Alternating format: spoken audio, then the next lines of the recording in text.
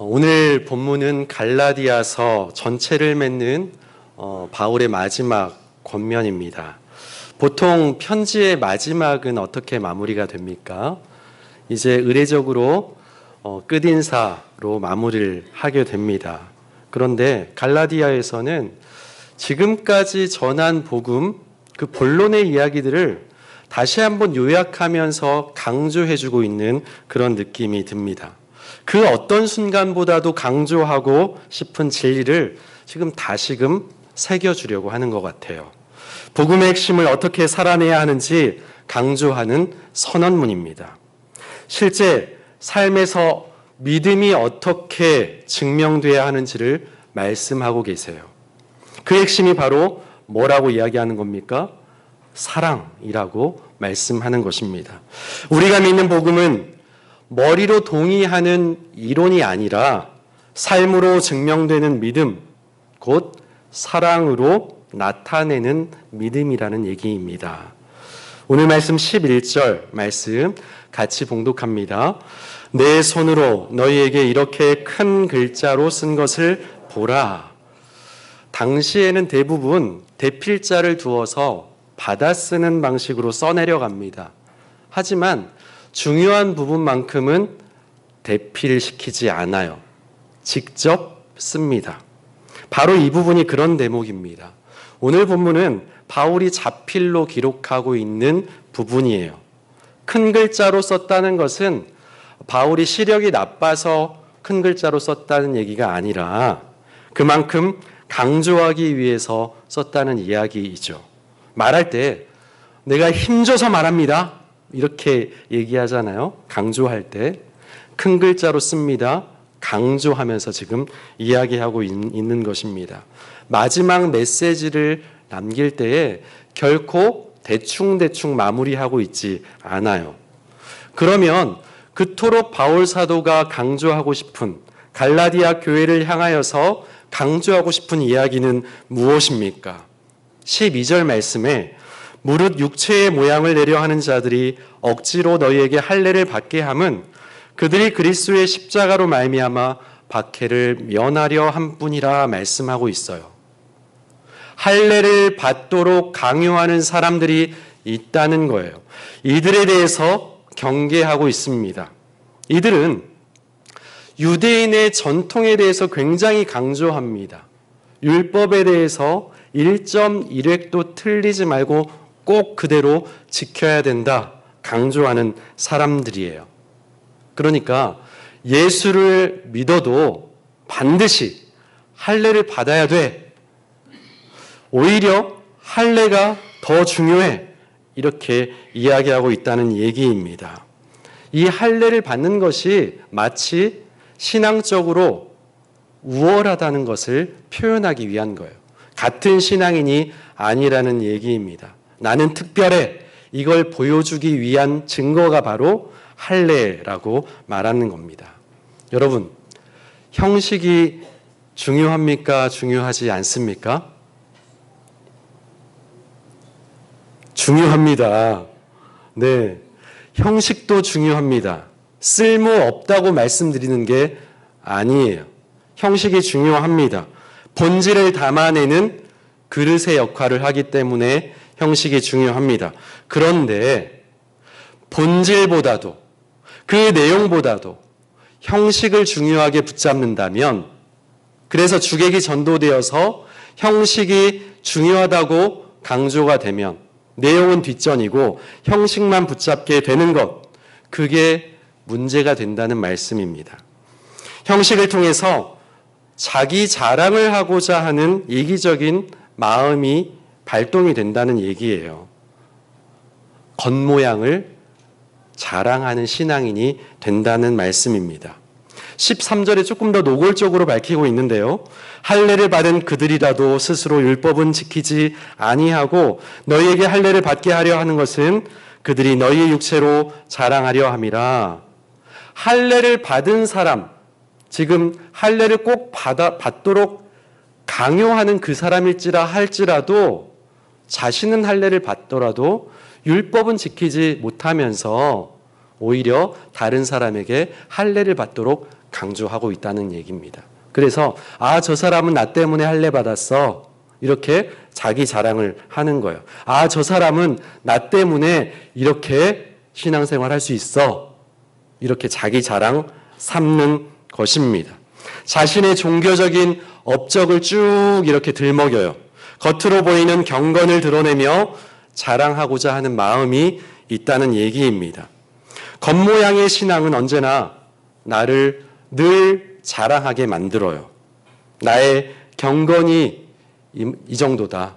나는 지금까지 성경을 몇 독했어요. 이게 자기 자랑이 됩니다.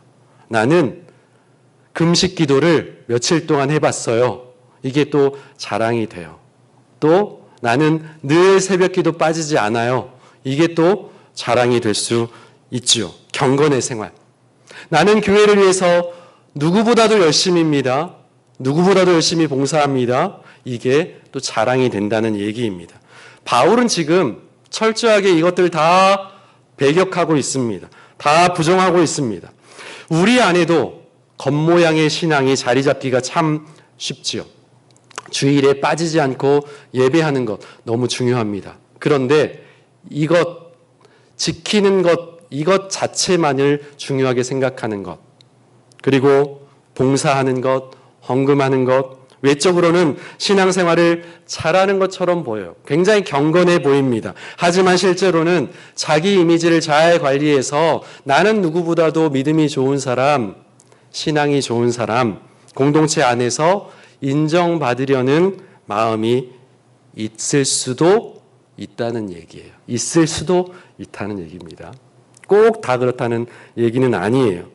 바울은 이것을 단호히 거절하면서 우리의 신앙의 기준은 무엇이 되어야 되냐, 우리의 신앙의 표준은 무엇이 되어야 하는지 그것을 오늘 말씀을 통해서 이야기하고 있는 것입니다. 그것은 바로 사랑으로 역사하는 믿음.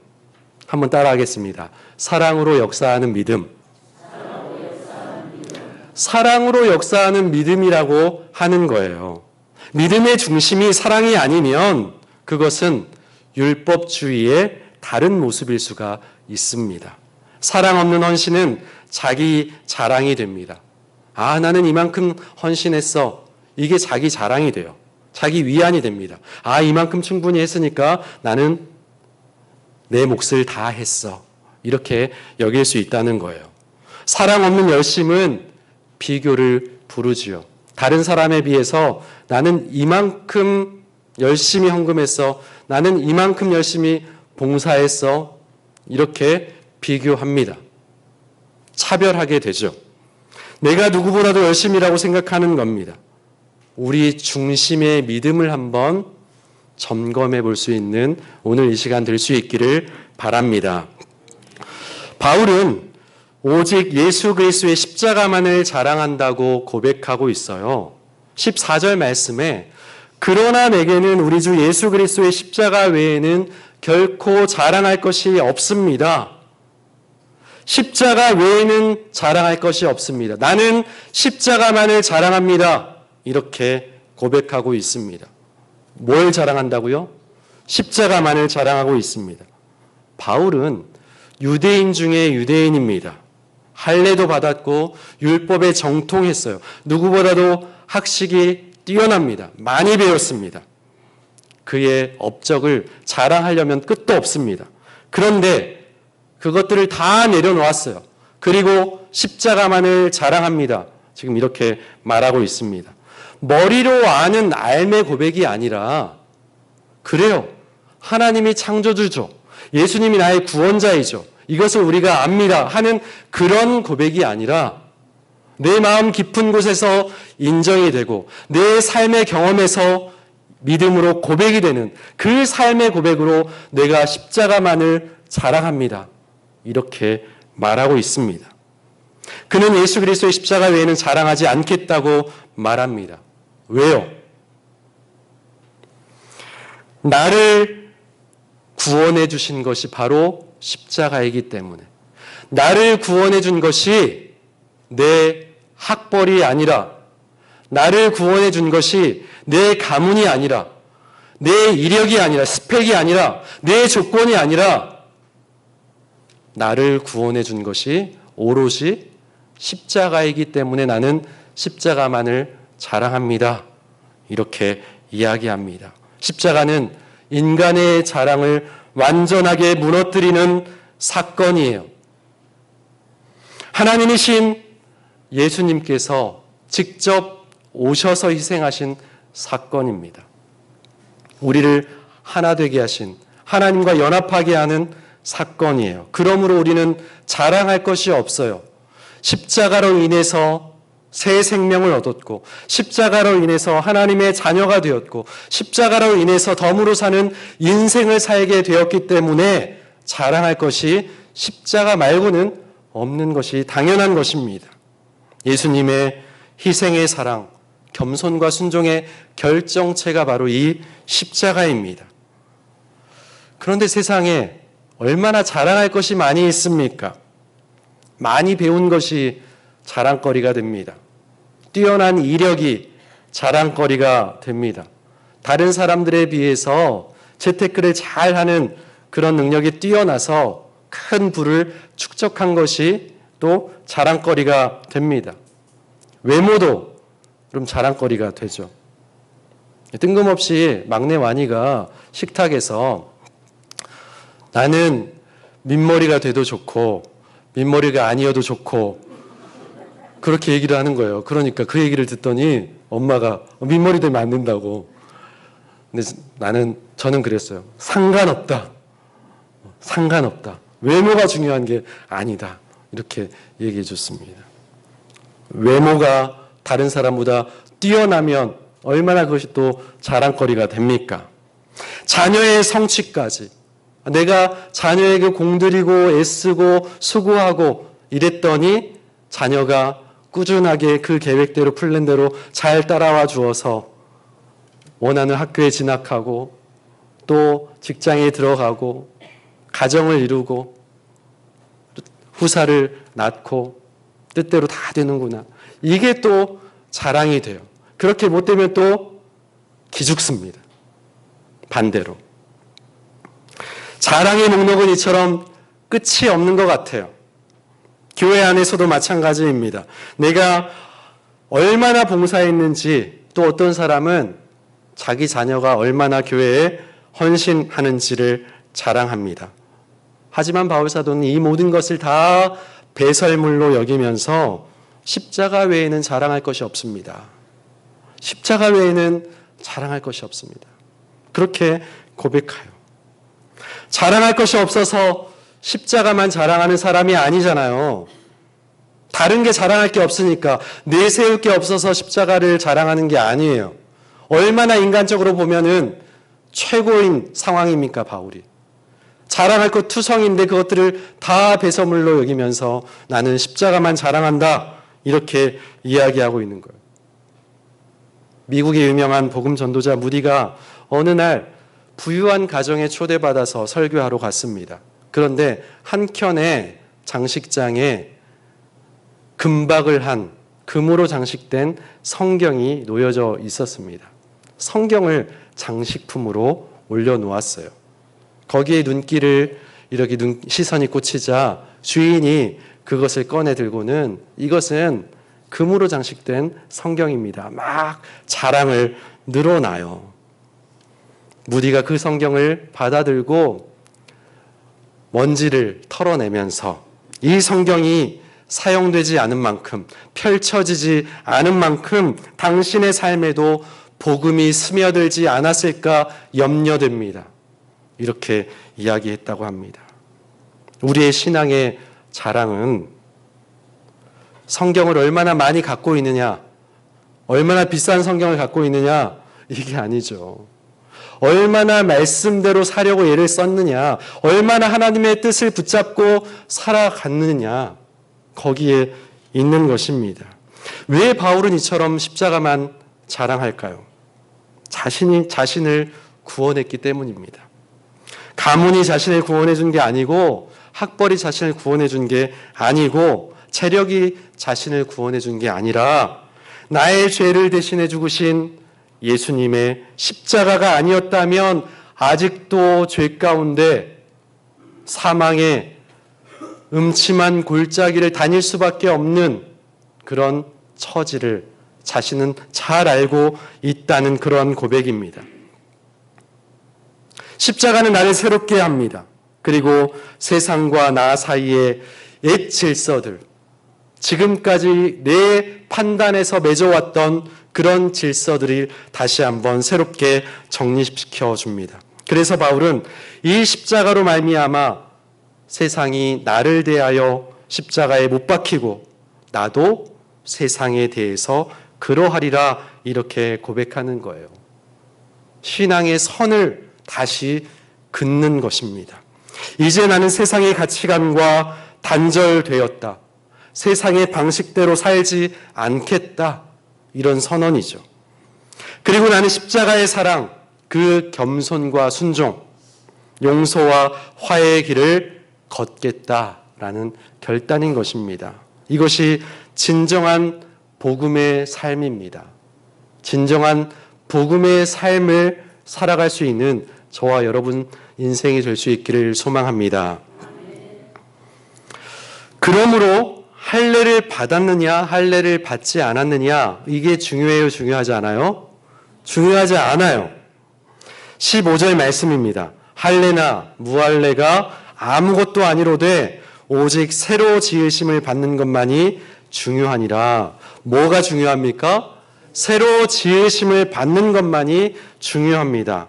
바울은 다시 한번 외적인 종교적 행위가 아무것도 아님을 강조해요. 그가 중요하게 여기는 것은 새로운 피조물이 되는 것입니다. 겉모습이 아니라 존재 자체의 변화가 중요하다는 얘기입니다. 예수님 안에서 새로 태어나는 것, 옛사람은 지나가고 새 사람을 덧입고 살아가는 인생, 그것이 중요하게 된다는 거예요. 교회를 새로 다니게 되었다. 이런 변화를 말하는 게 아닙니다. 삶의 방식이 달라졌다는 얘기예요. 가치관이 바뀌고 관계를 맺는 방식이 근본적으로 달라졌다는 얘기예요. 이전에는 자기 중심적이었죠. 그래서 나의 심기를 불편하게 하면 혈기를 내고 그저 나에게 듣기 좋은 얘기를 해주는 사람하고만 편하게 지내고, 관계도 마찬가지입니다. 나에게 유익이 되면 그 관계는 더 깊이 맺으려고 하고, 나에게 유익이 되지 않는 관계라고 생각이 되면 소홀히 여기고 차별을 하게 되는 거죠. 하나님은 차별이 없으신 분 아닙니까? 그런데 우리는 내 욕심대로 내 기준에 따라서 차별한다는 얘기예요. 각각 삶의 자리가 다릅니다. 우리가 내밀한 부분을 잘 모르지 않습니까? 함께 예배드리는 성도들이라 할지라도 여러 가지 근심도 있고 걱정도 있고 또 이야기하지 못하는 그런 아픔들도 있을 거예요. 그럴지라도 또 겉으로 드러나는 모습이 다 다를지라도 우리가 하나님의 사랑을 덧입어서 십자가만을 자랑하기로 결단하는 사람이라면 차별 없이 하나님의 사랑으로 대할 수 있기를 바랍니다. 사랑이 중심이 되는 삶, 섬김이 중심이 되는 삶을 사시기를 바랍니다. 이 새로운 피조물은 사랑으로 역사하는 믿음의 사람이에요. 5장 6절에서도 바울은 그리스도 예수 안에서는 할례나 무할례가 효력이 없되 사랑으로 역사하는 믿음뿐이라 강조했습니다. 믿음은 반드시 사랑으로 나타내야 돼요. 사랑 없는 믿음은 죽은 믿음이라고 했습니다. 야고보 선생님도 행함 없는 믿음은 헛된 것이라고 했어요. 진짜 믿음은 무엇으로 증명됩니까? 사랑으로 증명됩니다. 말로만 혀로만 사랑한다고 하지 않고 구체적인 행동으로, 구체적인 섬김으로 나타나게 되는 겁니다. 16절에서 바울은 이 기준, 복음의 원칙, 십자가 중심의 삶, 그리고 새로운 피조물의 정체성으로 살아가는 사람, 그들에게 평화와 자비가 있을 것이라 이렇게 축복을 빌고 있어요. 주보 2면에 새한글 성경으로 기록해 놓았잖아요. 마지막 16절 말씀을 새한글 성경으로 같이 봉독하겠습니다. 이러한 잣대에 맞추어 걸어가는 사람들, 그런 사람들 위에, 그리고 하나님의 이스라엘 위에 평화와 한결같은 사랑이 있기를 빕니다. 아멘.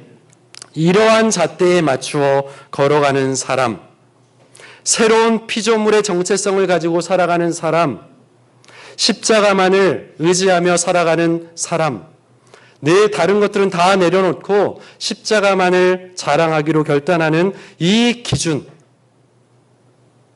그것을 잣대라고 여기며 살아가는 사람들, 저와 여러분 될 수 있기를 바랍니다.